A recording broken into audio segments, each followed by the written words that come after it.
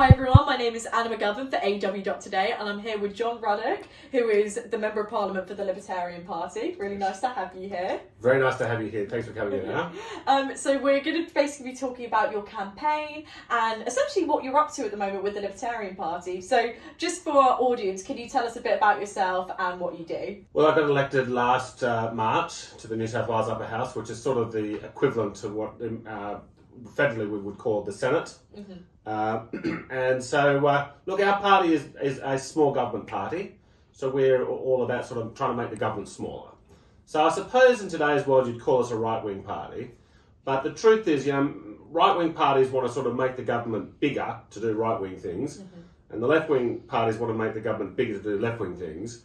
We just want to make it smaller. Now, because in today's environment, it's the left which is so much wanting to make the government so much bigger, that sort of makes us more of a right-wing party. But we're libertarians. We're very much inspired by Harvey Milei, Ron and Rand Paul in the United States, and Margaret Thatcher. Margaret Thatcher was, in her economic policies, was very libertarian, and we're a huge admirer of her. So, just to start this, what does libertarianism mean to you, and why would you say you're a libertarian? Well, it means that we are distrustful of government. The really purest libertarian Anna believes there should be no government. It means that they believe that we could phase it out over 50 years, okay? And that may seem like a very radical proposition to a lot of people, but, it is government which is the dangerous thing. All the atrocities of human history, and there's a lot of atrocities in the 20th century, Hitler, Stalin, Pol Pot, Mao, millions and millions dead in the name of left-wing extreme governments and right-wing extreme governments. Government is the threat, okay? And government will always find an excuse to grow. So Margaret Thatcher and Ronald Reagan made the government fairly small in the 1980s, and the people prospered. You make the government smaller, the people flourish, okay? But just a generation later, after all the good things Reagan and Thatcher did, the government's as big as ever now in the Western world. So the libertarians say, look, you've got to be distrustful of government because it will always find an emergency. There'll always be war on terror or COVID mania or something that says, oh look, it's just a one-off thing. We need to make the government bigger, just temporarily. That's what they say. Just temporarily we'll make it bigger. And then once the crisis has passed, then we'll go back. But they never do. So we really want to we basically think the government is a criminal agency. It gets its power because it's got the biggest arsenal of weapons. It's got the police, it's got the army. And that's why people listen to what the government says. The elections that we have is really just conferring control from one internal gang to another internal gang of who's going to control the weapons. So we really believe that we should have a voluntary society. So just on the other side of this, if you don't believe in government, then why are you a political party? Are you trying to push libertarianism forward into Australia? Look, the more libertarians we can get into government, the better, because yes, we want to dismantle the government. How are we going to do that? Well, we've got two options. Number one is we become a part of the government and we argue the case and we pass laws to make the government smaller. Option two is we have an armed coup. And, that's not going to work out. No. So libertarians are very peaceful people. So we very much want to convince our fellow citizens that they will all be better off if we make the government a lot smaller. So there's only one option for us, and that is Parliament. So what is the leading campaign that you're doing at the moment with the Libertarian Party? Well, look, we've had several campaigns since we got here. We had a campaign to bring about a free speech constitutional amendment to the New South Wales Constitution, which we didn't expect to get up, and it didn't get up, but it gave us a good opportunity to state the case for why we should have a free speech amendment protection, like in the United States Bill of Rights. Then we've had another one about reopening Mount Warning. Now, probably the most beautiful national park in New South Wales is Mount Warning, named by a good Englishman, a Yorkshireman called Captain Cook, and it's the biggest mountain on the coast, the eastern coast of Australia. It's a big, long 4,000 kilometre coast. And it's also at the most easterly point. Anyway, the local Aborigines have just in the last few years, inspired by troublemaking left-wing activists, white people, have said, no, it's a sacred mountain and only Aboriginal men of a certain tribe are allowed to climb it. So Aboriginal women can't climb it. And it's absolutely appalling. It's all just made up. It's hocus pocus. And a lot of the local Aborigines are very much on our side. So we're trying to reopen Mount Warning. But a thing that's been taking up a fair bit of our time recently was this issue of transgender counselling. Now, I know you had a fair bit to do with Billboard Chris when he was in Australia. Yes. The great guy. I had the privilege of meeting him for a little while. And I saw you do lots of social. You went to Newtown, didn't you? Yes, I did. In Melbourne, we were going to different places and speaking to the public, asking what their thoughts were on children taking puberty blockers, essentially. Well, what's happened in at least Victoria and Queensland, and now in New South Wales, I think it's going to other states as well. They are banning the people offering counselling services to people who think that they might be transgender. Now, there's the people who are going down this path of puberty blockers and surgeries are overwhelmingly teenage girls, white teenage girls. It's not Arabs, it's not Chinese, it's not Indians. They've got too much common sense. And so there is this. Now, I accept that there is a very small number of people who, for thousands of years, have had this impulse to put on clothes and have the public appearance of the gender that they were not born with. Mm-hmm. We know that because, in some of the earliest parts of the Bible, they talk about men that want to dress like women and women that want to dress like men. Now, the Bible's not very favourable towards them, but putting that issue aside, the fact that they had to write about this 3,500 years ago tells me that there are people that have this impulse. And I can remember growing up in a pretty conservative, a very conservative country town in New South Wales, Tamworth. And on Saturday mornings, the shops would be relatively busy. And I can remember about once every 3 years, there would be, like when I was a teenager, you would see a man who was dressed as a woman. And they were very sort of nervous looking. And there was certainly sort of no social contagion going on saying this is a good idea, but and I don't know why he wanted to do it. I mean, he wasn't certainly being encouraged, but it happened. Okay, and so I think in situations like that, people feel, whether people were born this way or something has happened to them and they feel this way. If they feel this way, well, we should we should tolerate them. Okay, and in most societies, I suspect these people have been harshly persecuted. But it's one thing to tolerate, it's a completely different thing to encourage. And that's what I think has been happening in the last 10 to 20 years. And then it's even another thing far worse than encouraging it, and that is banning the people who want to offer counselling and say to a 14-year-old girl who's thinking about transitioning to a boy, or attempting to at least, saying, well, look, okay, there might be other things we need to talk about. Let's have some counselling with some very good professional people who offer holistic counselling services. That's now become very difficult to provide in New South Wales because of a law that got through the New South Wales Parliament very narrowly about 2 months ago.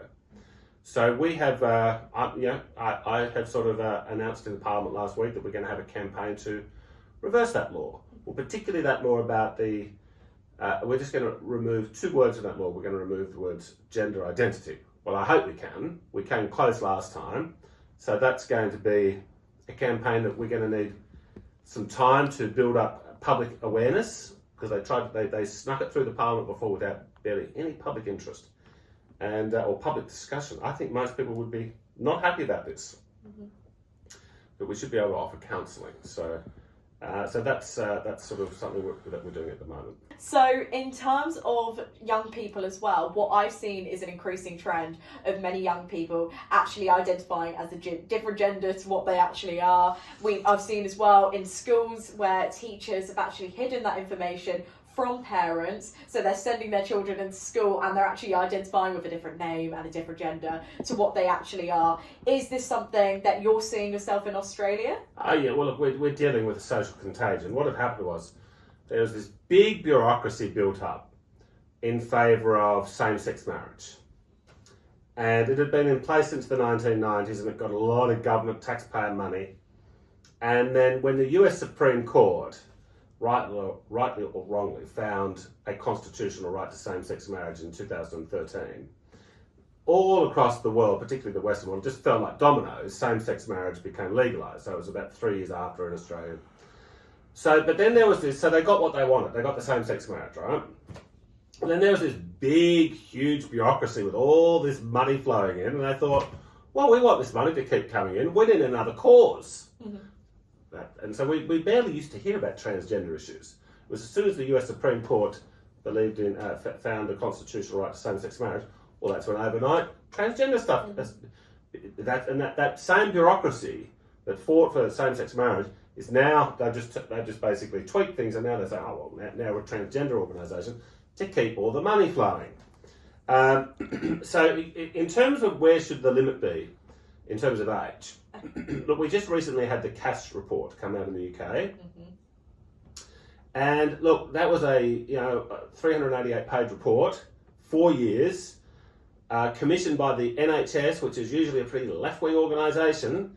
And but Hilary Cash was the former president of the Royal Society of Paediatricians, children's doctors, and she said, look, there's a lot of harm may be being done here with puberty blockers and castrations or surgeries. So there should be we should be very careful about if a teenager thinks that they might be transgender, the rule had been, or the practice had been, oh, if you think you are. On your merry way, go down the road to transitioning. Hilary Cash has pleaded with people, please, there's very often some type of trauma involved that the child has been through, and so we need counselling to see whether could be another option. So we believe that parental rights are very strong things. We believe libertarians very much sort of are the boss of their kids until the age of 18. And so I would be sort of not inclined to say, I'd be inclined to say, look, if you want to do the surgeries and the chemicals, you should be 18 years old. Certainly should have full parental consent if you're going to go down that road. But look, I suppose once you're 18, I think a lot of people are still going to regret it if they do it at 19. And a lot of 19-year-old kids are still kids. So, but I suppose society has drawn a line at 18 and said, look, at 18 you're an adult, so all the best. So just to be clear, so if they're under 18, do you think they should be able to access it if the parents consent? Look, it's a good question. Look, my heart is very much against that. Now, do we want a law completely ruling it out? If the parents are up for it, the kids are up for it. If the doctors have said, look, in this situation, there may be... Look, I think I'd prefer to wait until they're 18. If it's that important, they can wait till they're 18. I don't know what the puberty blockers are going to do. It can't be good. But puberty is a pretty complex chemical process that happens in a body. You don't have to be, Albert Einstein to work out that can't be great for people physically.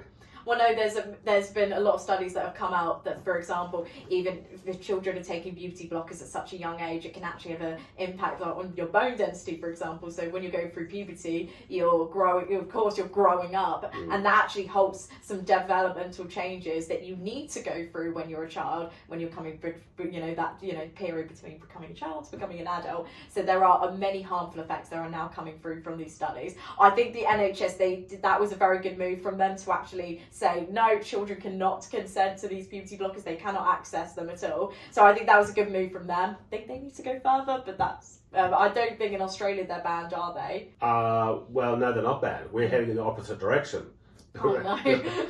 the rest of the world is realising the harm that's been done here, in Britain and in Europe, and in a lot of American states, but Australia seems to be oblivious to that, particularly the Labor Party of the Greens. They said, oh, look, this is why we need to fight for this campaign, because they've just made an error.